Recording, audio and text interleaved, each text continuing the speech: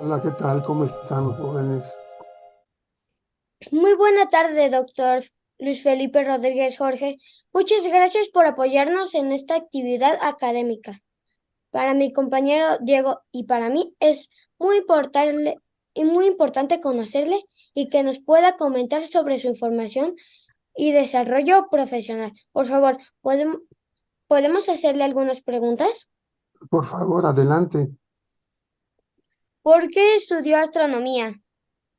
Bueno, yo desde cuando era así un niño como ustedes, me gustaba mucho la ciencia, me gustaba la química, las matemáticas, y me fui a estudiar la licenciatura en física a la Facultad de Ciencias de la...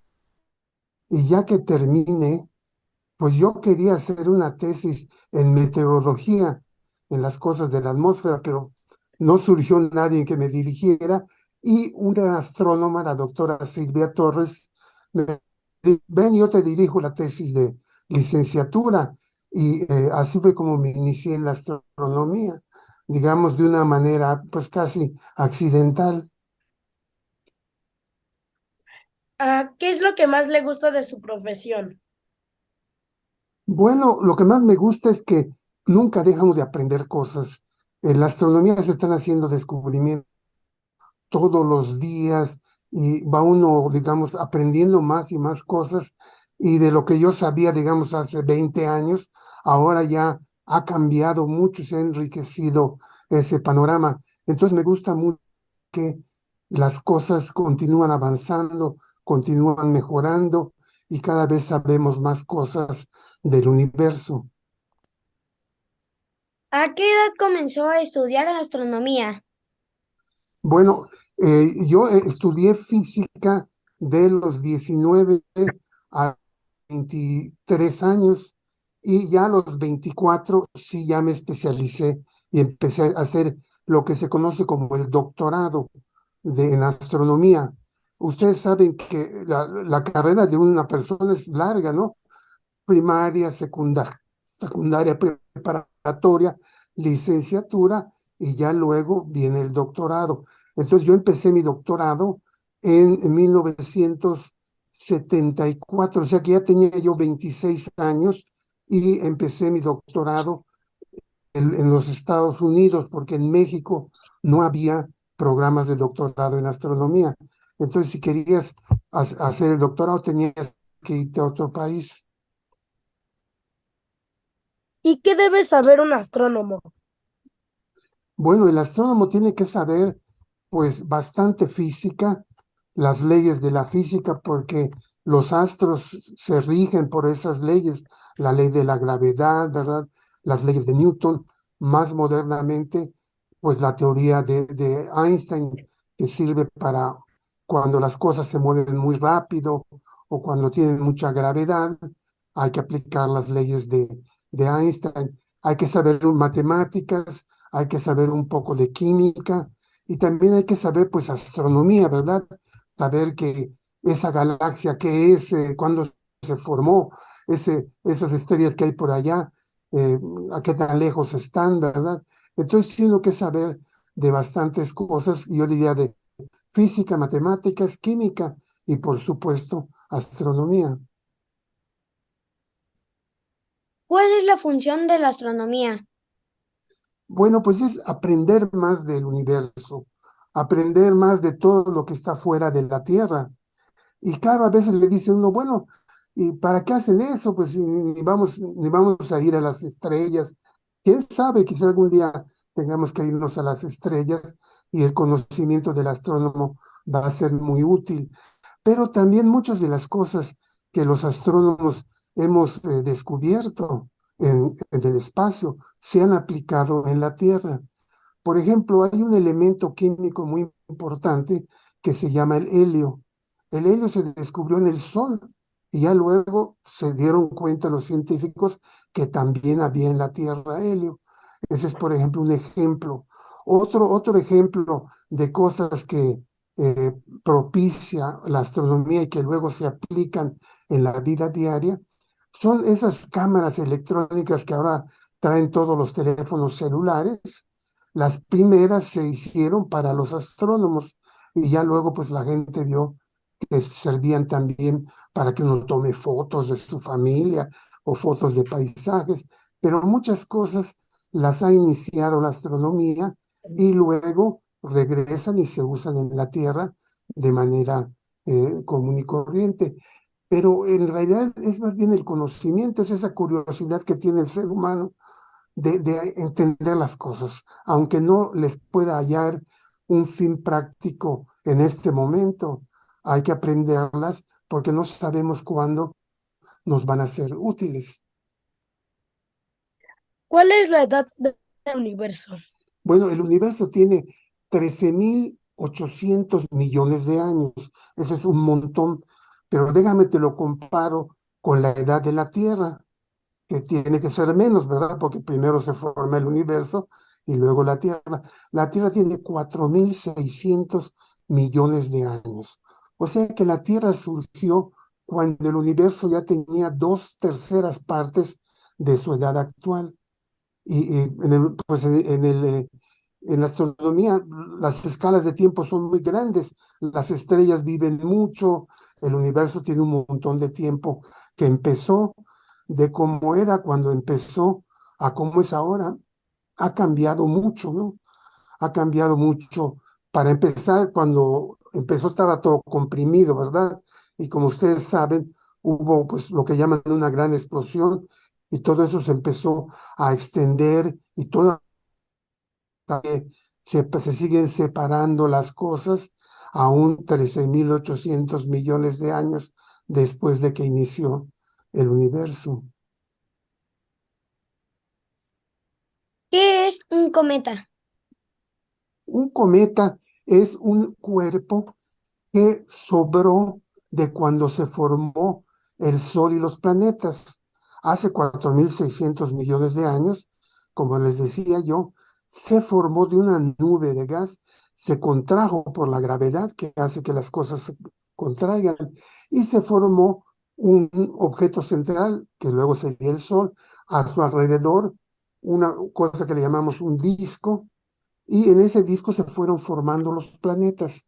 Pero no todo el material acabó en planetas, quedaron unos pedazos, rocas, asteroides allá, y en la parte de afuera quedaron unas rocas que como en la parte de afuera hay mucho frío, tenían mucho hielo alrededor.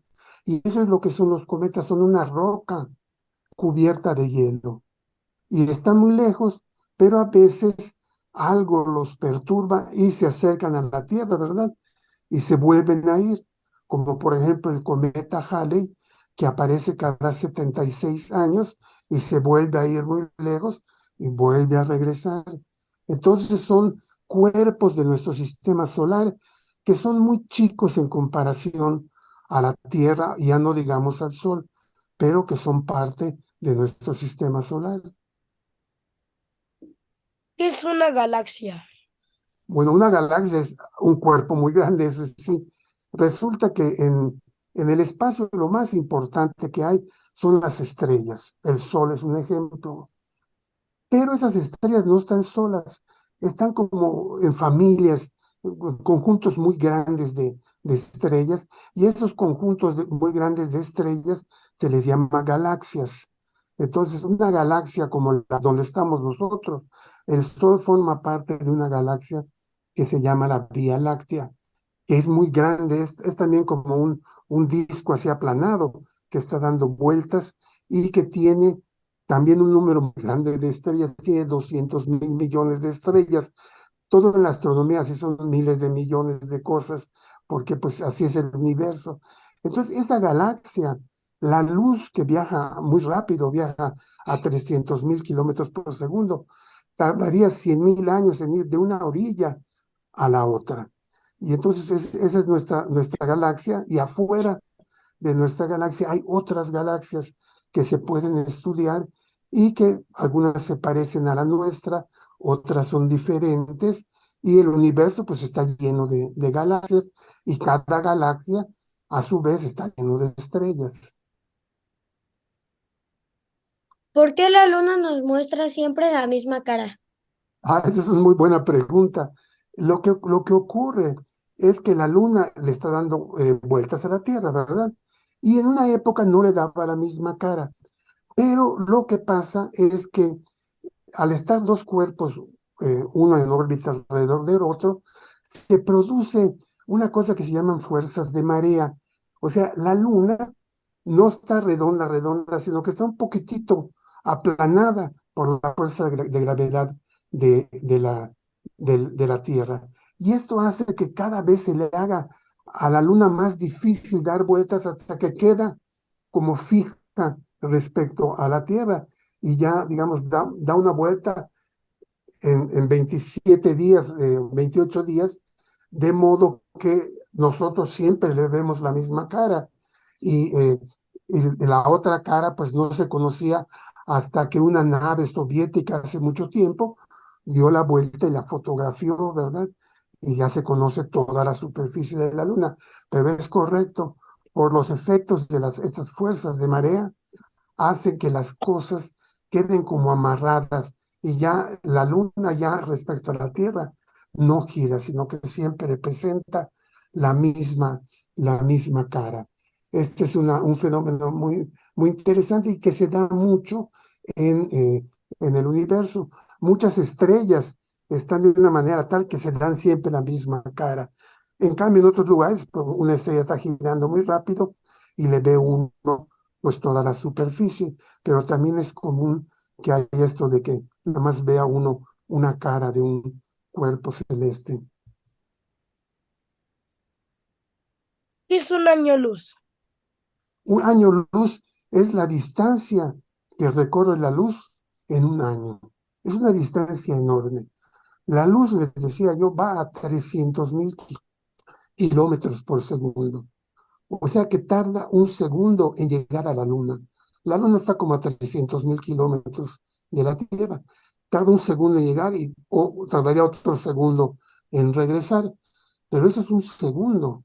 Ahora piensen, comparen ustedes en su mente un segundo, que es nada, ya pasó un segundo, con un año. Y ese es el año luz. El año luz es una distancia muy grande. Las estrellas más cercanas al Sol están a años luz. Digamos, así de separadas están las cosas en el universo. Entonces el año luz se confunde uno y a veces piensa en una unidad de tiempo. No, el año es una unidad de tiempo. Es lo que da la Tierra en darle una vuelta al Sol. El año luz es la distancia que recorre la luz en un año. Y es una distancia inmensa.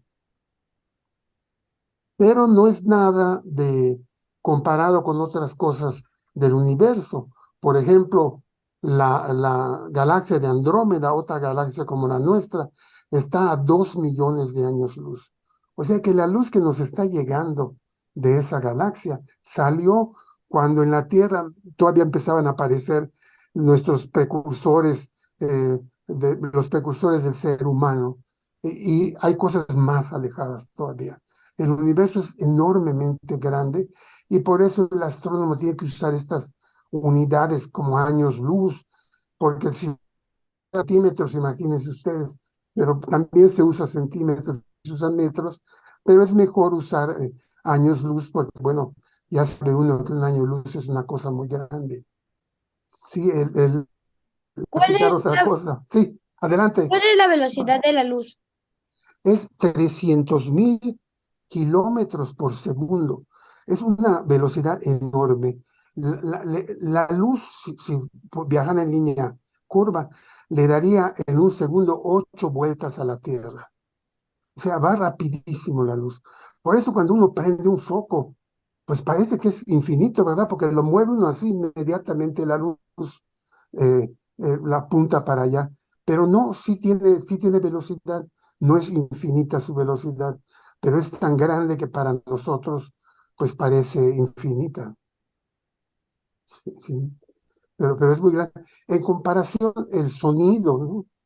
El sonido en nuestra atmósfera viaja como a 300 metros por segundo. O sea que no hay comparación, ¿verdad?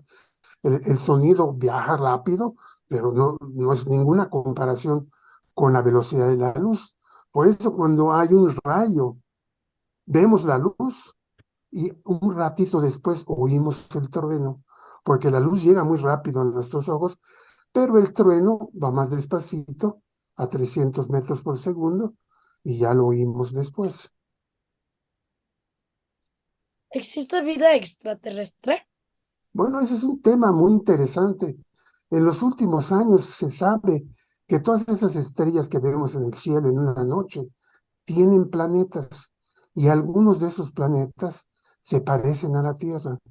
Entonces, pero el problema es que está tan lejos todo y son los puntitos de luz que no podemos decir si hay vida allá o no.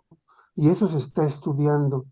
Eso es muy importante, es un tema muy importante si es que esos planetas externos a nuestro sistema solar tienen vida o siquiera son habitables, ¿verdad? Digamos, ese planeta no tiene vida, pero pues tiene atmósfera y si los seres humanos tuviéramos que ir allá, pues podríamos llegar y podríamos sobrevivir. Pero esa es una de las preguntas más importantes de la astronomía contemporánea.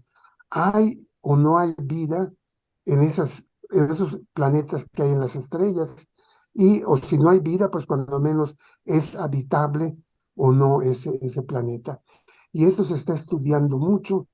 Todos los telescopios nuevos que se construyen tienen en parte la misión de tratar de contestar esta pregunta de si hay vida en otros planetas. ¿Qué es un agujero negro? Un agujero negro es algo que primero pues la gente no quería creer que existía y es la idea es la siguiente. Si tú tienes una estrella, pues y si te pudieras parar, sentirías la fuerza de gravedad, así como en la Tierra, ¿verdad? Estamos pegados a la Tierra por la fuerza de gravedad. Pero si ese cuerpo va comprimiendo, cada vez se hace más grande la fuerza de gravedad. Y si se comprime lo suficiente, en el caso de la Tierra, se tendría que comprimir al tamaño de una canica. La fuerza de gravedad es tan grande que ya ni la luz sale. Decíamos que la luz viaja a 300.000 kilómetros por segundo y parece ser muy ágil, ¿verdad? Sale de todo, viaja por todo.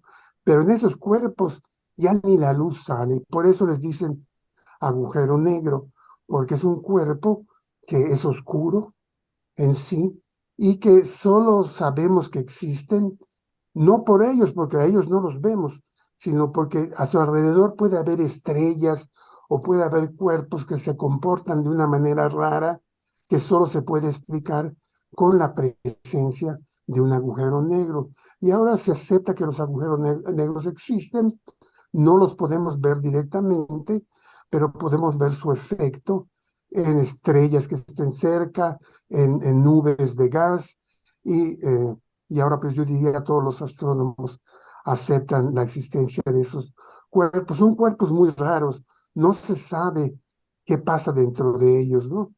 Se puede uno meter a ellos, pero ya no sale. Y se supone que lo que pasa dentro no está del todo claro.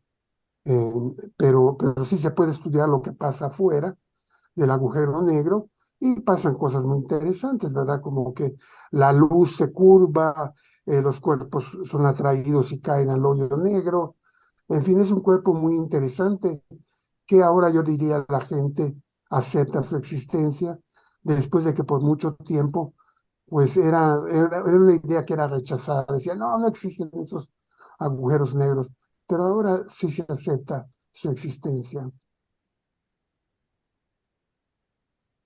¿Qué fue el Big Bang? Bueno, el Big Bang, pues en inglés quiere decir gran explosión. Resulta que cuando estudiamos al universo, las cosas no están quietas como uno pensaría, ¿verdad? Por lógica, pensaría uno, resulta que todo se está separando. Y cuando uno calcula cuándo empezó esa expansión, fue hace 13.800 millones de años, que es cuando se inicia el universo, y a ese momento se le llama el momento de la gran explosión, o en inglés el Big Bang, y es pues hay la teoría del Big Bang que propone que el universo se inició de una región muy densa, muy caliente, y de ahí se fue expandiendo y esa expansión continúa hasta el día de hoy. Se puede medir con telescopios apropiados y con equipo apropiado. ¿Cómo se formó el sistema solar? Bueno, el sistema solar se formó de nubes que hay en el espacio. Les decía yo, en el espacio hay estrellas. Bueno, pero ahí ya se formó la estrella con sus planetas, como el sistema solar. Pero hay en ciertas partes del espacio unas nubes como parecidas a las nubes de la atmósfera, pero muchísimo más grandes. Y esas nubes, si la gravedad es muy fuerte, las contrae y hace que se forme una estrella y a su alrededor estos discos que les decía yo. Y esos discos poco a poco se van transformando en planetas. Eso también se ha estudiado mucho últimamente. Se ve que las estrellas muy recién formadas tienen el disco todavía. Conforme estudiamos otras estrellas con más edad, vemos que ese disco se está transformando en planetas. Y ya que vemos cosas como el Sol o la mayoría de las estrellas, pues ya el disco desapareció porque se transformó en planetas. Y así es como se formó nuestro sistema solar. Y lo bueno es que ya no podemos ver cómo se formó nuestro sistema solar, porque fue hace mucho, hace 4.600 millones de años, pero en otras partes del espacio podemos ver que ese proceso está volviendo a ocurrir y lo podemos estudiar y en base a eso podemos pues entender qué fue lo que pasó con nuestros sistemas solares. ¿Cuál es la temperatura del universo? Bueno, la temperatura promedio del universo es muy baja, es 3 grados Kelvin. Resulta que hay varias escalas de... Nosotros estamos acostumbrados a la escala de grados centígrados. Por ejemplo, ahorita pues, no sé, habrá 20 grados centígrados. Pero resulta que hay otra escala que empieza en cero y donde está todo congelado. Es una escala que se llama la escala de Kelvin, en memoria de un físico que estudió estas cosas. Y en esa escala está el cero absoluto, que es que todo está paralizado, y el universo está un poquito arriba de ese cero absoluto, está a 3 grados Kelvin, que equivalen a menos 270 grados centígrados. Entonces el universo es muy frío en promedio, pero cerca del Sol, por ejemplo, el Sol en su superficie tiene 6.000 grados Kelvin. La Tierra tiene 300 grados Kelvin o 20 grados centígrados, ¿no? Y así hay partes muy calientes, hay partes muy frías, pero en promedio el universo es bastante frío.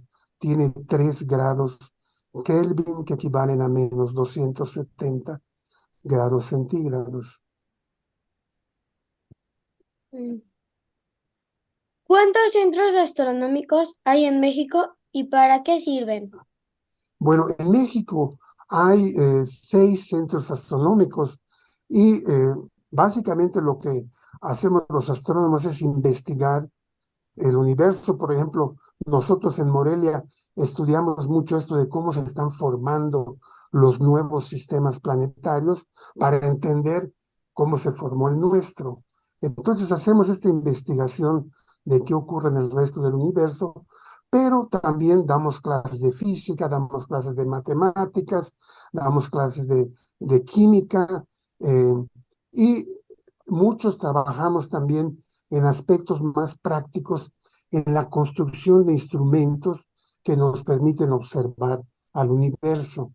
Estas personas, pues más bien vienen de las ramas de la ingeniería y construyen detectores, construyen telescopios, construyen lentes, construyen muchas cosas, pero pues de nuevo, el trabajo principal del astrónomo es entender qué ocurre fuera de la Tierra, qué ocurre en otras partes, pero también entender cómo se formó la Tierra, cómo se formó el Sol, por qué los planetas de cerca del Sol son como rocas, los de afuera son como gas. Todo eso lo hemos ido entendiendo y podemos dar una como historia del universo, de la gran explosión del Big Bang hasta la actualidad y explicar qué cosas han pasado. Todavía tenemos muchos huecos y muchas cosas que no entendemos, pero se entiende mucho de toda esa historia. ¿Se pueden visitar los centros astronómicos? Sí, sí se pueden visitar e inclusive se hacen a veces al año, se hace se dice, puertas abiertas, de modo que los jóvenes pueden ir, preguntar, ver si hay instrumentos. Continuamente damos pláticas para todo público. Entonces, sí, sí se pueden. Lo que es, claro que un instituto visitar no tiene mucho chiste, porque son oficinas, ¿verdad? Y computadoras. Lo que es muy interesante es visitar un observatorio, porque ahí hay telescopios y hay equipos y hay cosas. Eso ya es más difícil porque los observatorios están lejos de las ciudades. Para que la luz no los perjudique, se construyen muy lejos. Entonces, ir a un observatorio es difícil y ahí sí hay que pedir permiso, hay que hablar con la gente para que sepan que uno va a estar allá. Pero visitar un instituto es fácil porque son oficinas, computadoras, eh, es como cualquier instituto de investigación. ¿Qué necesitamos para ser astrónomos? Bueno, ustedes están en primaria, ¿verdad? Entonces, yo creo que su primera gran decisión va a ser cuando lleguen a la preparatoria. Yo ya no sé ahora cómo es, pero yo recuerdo que en mi época, cuando llegaba uno a la preparatoria, el último año escogía uno entre tres ramas. Ahora eso existe o ya no. Porque entonces en ese momento escogía uno ciencias físico-matemáticas y ya luego hacías la licenciatura en física o en matemáticas o en química y ya luego hacías al doctorado. Para realizar investigación necesita uno mucha preparación, entonces es una carrera muy larga. Fíjese, ustedes de primaria, luego secundaria, 3 años, preparatoria, 3 años, licenciatura, 4 o 5 años y doctorado. Entonces acaba uno, pues como a los 30 años, no tan joven, pero así es la cosa. Hay tanto que aprender y tanto que conocer que tiene uno que pasar por todas esas etapas. ¿Hay Sí. algo más que nos quiera compartir? Bueno, pues decirles que en general la investigación es muy bonita por eso de que uno está aprendiendo siempre cosas nuevas y siempre está uno, pues, vamos, fascinado por lo que ocurre en el universo y yo la verdad siempre he estado muy contento de haber decidido ser astrónomo, pero yo creo que es muy similar en física o inclusive la tecnología, las ingenierías, si les llama la atención esto, es también muy interesante porque también necesita uno saber muchas cosas para construir mejores aparatos, construir mejores teléfonos celulares, mejores televisores, mejores autos, todo eso es muy interesante y si les llama eso, pues sigan ese llamado porque yo creo que van a estar muy contentos. Fue un verdadero placer conocerlo y poder conversar con usted. Muchas, muchas gracias por su tiempo. Diego y Eliud, al contrario, estoy a sus órdenes. Cuando tengan alguna duda, me pueden mandar un correo y yo se las contesto. Muchas gracias. A Muchas gracias. ustedes.